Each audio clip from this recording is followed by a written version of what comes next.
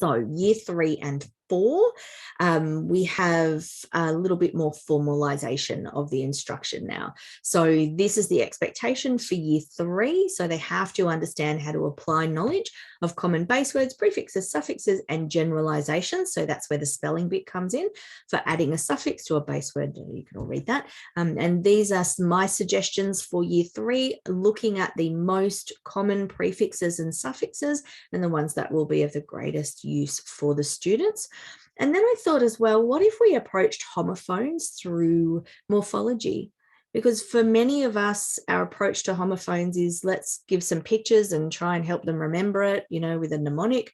But aloud and aloud, it's quite logical when we think about, well, aloud, does it have a base? Yes, it's allow. All right, well, today I allow, yesterday I allowed, and I know I've got to add my ed. So if we can approach homophones through the logic of morphology, I think that very potentially that could help that stick a lot better for students because they'll understand how words work.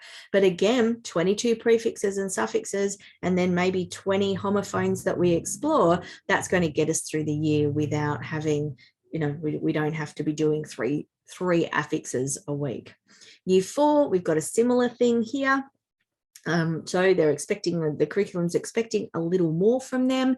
So 20 common prefixes and suffixes again. And the curriculum doesn't actually ask for Greek and Latin roots to be introduced until year 5 and 6, but I think that could be a little late. So, and that's just my opinion. You may have a different one, and that's all right.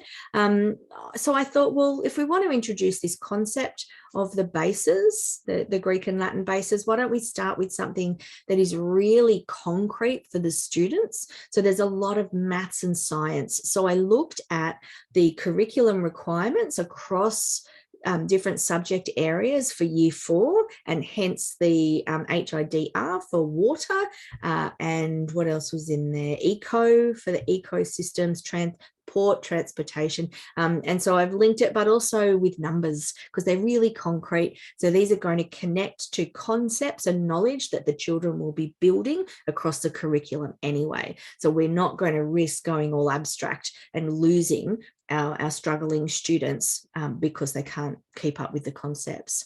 Now, what does it look like? It's a little different. So we haven't got, you know, sort of one lesson and we just incorporate it. For year 3 to 6, I've mapped out a 4-day teaching sequence because, you know, let's be honest, nobody's getting to 5 days because it's going to be PE or what's my joke I make, gardening at 9 a.m. on a Tuesday or something.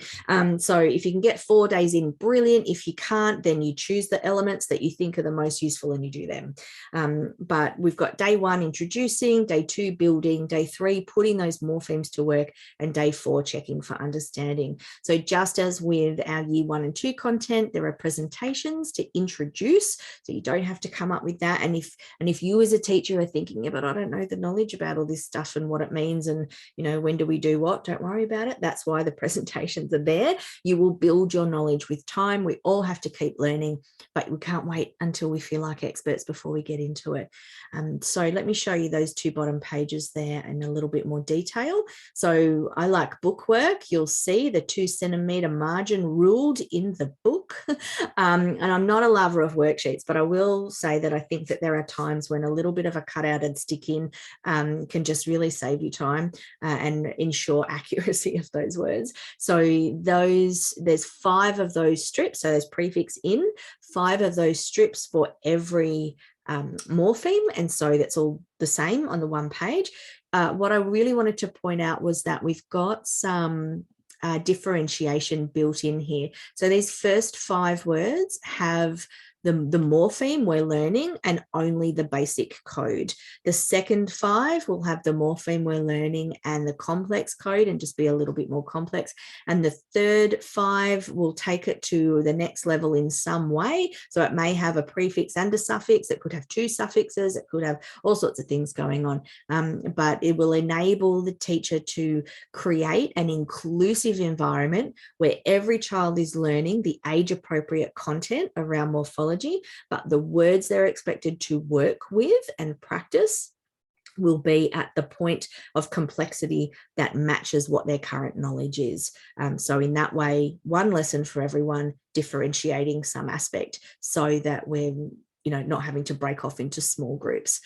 So we've got meaning here, and we're reinforcing meaning. We've got this. Now I've done this as a printout again, because sometimes, you can't wait 40 minutes for everyone to make a word spoke. And we've got word building, word sums, sentence work. All of this is in the morphology guide that is in the resource room, ending with some dictation. So it's not just about rote learning words, it's about connecting parts of speech with syntax, with vocabulary, with morphology, to bring all of these language components together to help children interact really well with text.